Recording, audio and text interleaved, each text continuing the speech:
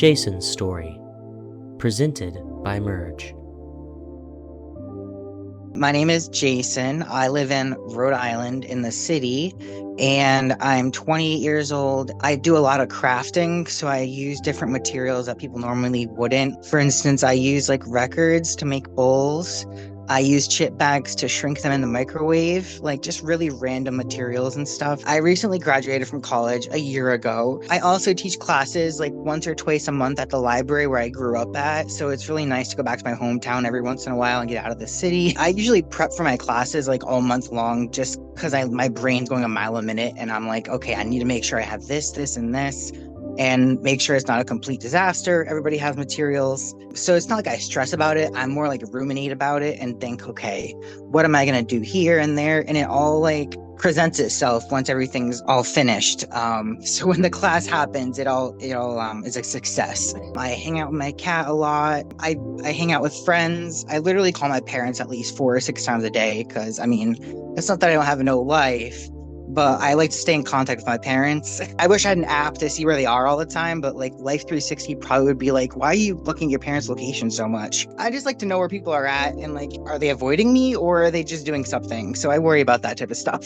I'm like the to-do list person. I constantly have things in my phone that I like cross off. My therapist recently recommended that I try having a physical planner. I don't think that's going to work for me just because I'm so digitized with everything. And she's like, but if you highlight it with highlighters, it's going to be so much easier. And I'm like, that makes it a lot harder. I'm trying to prioritize my time a little bit better and kind of like time management and all that type of stuff. I have anxiety and depression. I also have a little bit of PTSD from being bullied in high school. And like I was in and out of the hospital a lot and I was missing a lot of classes. I was like severely bullied. I was called every name in the book between it and alien and etc. I want people to know that even if people are saying hurtful things to you, words do hurt. People say sticks and stones, no, words really do hurt. But if you think about what they say, you shouldn't internalize it. You shouldn't label yourself with those words they tell you because that's not who you are at all. I don't want people to reflect on themselves and be like, somebody calls me this and it must be who I really am. You don't even have to explain yourself to people. Just be yourself, I also have bipolar disorder, which is manageable, and also I'm stable, so that's a really good thing because having mania is like the worst thing in the world. You don't remember things you've done, people around you are terrified of you for no reason, and you don't know why. Sometimes my panic attacks feel like a PTSD attack, and I'm able to tell the difference just because of like PTSD is debilitating. Like I can't even move my body, I'm frozen in place. But with my anxiety, it feels like I'm crawling out of my own skin. I have social anxiety, but I am very outgoing. I'm a little shy when I first meet people in person. On the internet, it's an entirely different thing. I don't know why. It feels like you take an Uber, you're a stranger right away. And you're like, all right, here's my life story, and we're taking an Uber 2 minutes away. But other than that, I would say when I was in college, it was rough. We were doing online classes and in person. So it was frustrating to do drawing class when you have nobody observing you doing it at the same time. So I had to do a lot of on my own stuff and be more independent, I guess, and work through that anxiety of like, I can't do this online. I can't do this. I think nowadays our relationships are more parasocial, like on the internet, and like we barely have any like in-person connections. I was just talking to somebody about this the other day, my therapist. Initially, they had diagnosed me with adjustment disorder, and because I didn't want any diagnosis at all. And I was around 15 years old, and they were like, you have this, you have that. And I was like, I don't want anything to do with it because my mom has bipolar disorder. I thought it was genetic and stuff, and I really didn't want to associate myself with anything to do with being bipolar. It's not like I take the title on like a horrendous hero or anything like that, but I found to accept it. Both my parents met in a mental hospital.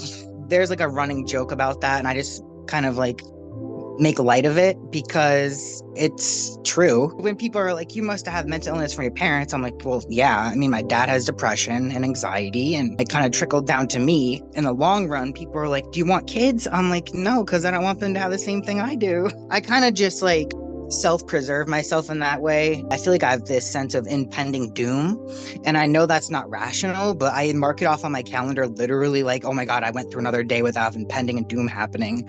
I'm like, why do I think like this? I try to be positive. I try to think positive thoughts, but those like random idiosyncrasy thoughts come in and I'm like, where did that come from? what is my brain saying to me? You know, it's weird. I'm really into art. I mean, I mentioned that before, but I find it really cathartic and therapeutic. I enter a lot of contests with my artwork, and I recently won a contest to create a scarf. I had a lot of fun doing that, and I'll show you real quick. This is what it looks like. It's huge on the wall. I love art and I like spending time with my family as much as I can. I'm trying to move out of here, so I'm kind of excited to receive a phone call, even though it might take a year or two from like housing.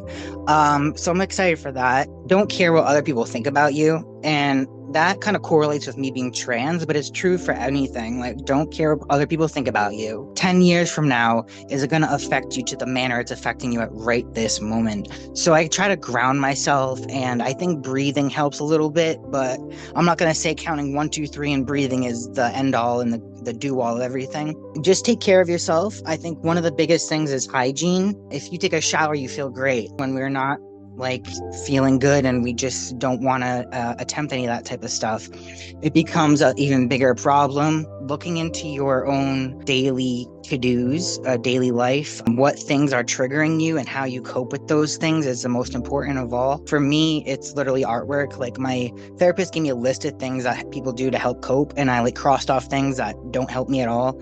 And it all basically came down to artwork. Go above and beyond your job description. Try to open up your availability and be compassionate and understanding, but also accommodate people when they need certain things that more or less might not be available to them in other areas, like food, clothing. Make a clothing closet for people. I know that one place down here does it for trans folks. So I just think that training in LGBTQA is also a very important aspect. People don't really want to come out to you like right away, but if you already have the training, it makes it a lot easier. Mental illness doesn't have to be like a life sentence. You might have it for life, but it's not a life sentence. You should definitely keep going to your doctors and facilitating all types of stuff to help your mental health, whether that be even going on an exercise, going to the gym, maybe. I can't even say that I've completely survived my anxiety because it's still there a little bit, but I can be on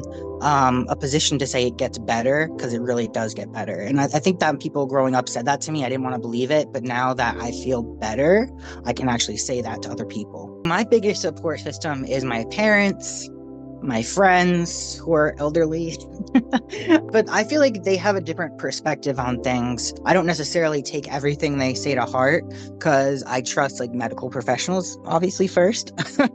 But it's good to get an opinion of somebody you love, because they're not like jaded completely because they know you so well. And with other people, you have to explain who you are, what happened in your life, and reiterate that stuff. You end up having to explain things to people like 15 times in a row. Ideal mental health day, I would say definitely like taking care of myself, like taking a bath with like essential oils and like 90s bath beats, because I'm super nostalgic about stuff. I also like to listen to music like the Beatles. I have a record player, and I think vinyl sounds better than actual like MP3s for whatever reason. But just like meandering around my house and taking in everything that I own. I have pen pals from like Norway, Russia, but I can't write to them right now. I write in a junk journal and stuff. I collect stickers. I like to ice skate, even though it only happens in the wintertime. I saw a video the other day of this guy who like paints portraits of people in New York City. I mean, he's really famous, Devin Rodriguez. But he painted 2 portraits of trans people, and I was like about to cry because at the end, the trans woman said, "Nobody has ever painted me the way that I want to be seen." And I was like, oh my God, waterworks, we're coming. Just let people be seen the way they want to be seen. I just think that it has something to do with my anxiety, just because being judged by people causes anxiety and all that type of stuff. I think living year to year is my goal instead of living month to month and thinking, okay, what's next month's bill going to be? Because that causes me anxiety a lot. I'm like, am I going to have enough money to pay for my Netflix? Okay, buy Netflix. Just living year to year. That's my goal. You are not your diagnosis.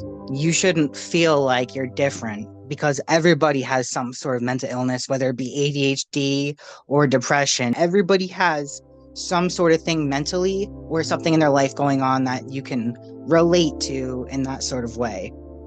To learn more about Merge, please visit us at hdi.uky.edu/MERGE.